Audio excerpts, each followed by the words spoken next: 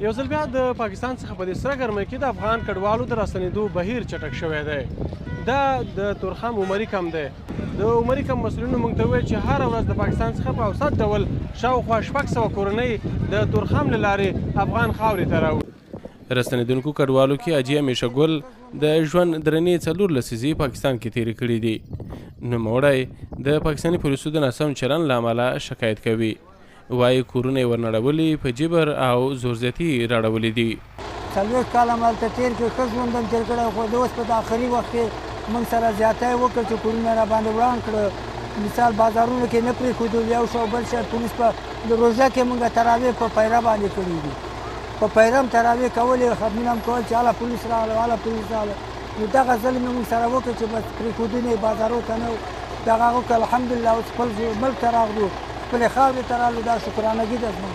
ثابت په نوم یو بل افغان کډوال د اسلامي امارت څخه غواړي چې د کډوالو ستونزو ته پاملرنه زیاته کړي ترڅو پاکستان کې د تېر کړي ژوند ارمانجن نشي. ظلمونه وکړه، موږ باندې کورونه وران کړه، موږ یې هغه ځای نه راوچړلو. پکار ده چې دا خلک موږ سره ډېره مرسته وکړي، موږ ته ځایونه راکړي، موږ ته دغه راکړي، کورونه راکړي، او په موږ باندې ډېر خیال وساتي چې موږ ته پاکستان ارمان رانیسي، چې پاکستان پسې ارمان ونه کړو. په همدې حال د عمري کم مسؤلین د تورخم له لارې د کډوالو راتګ نارمل یادوي.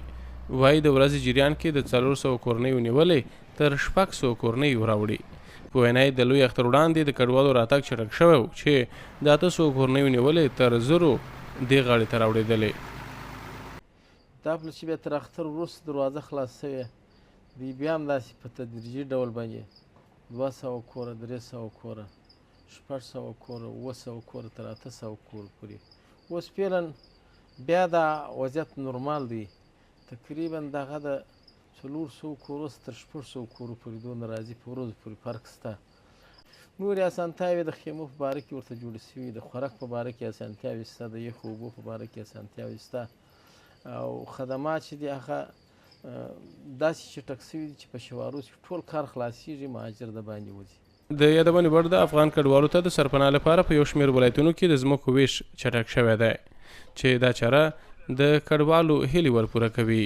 العداد مومن، پولیس راډیو، ننګرهار. پولیس د ټولنې خدمتګار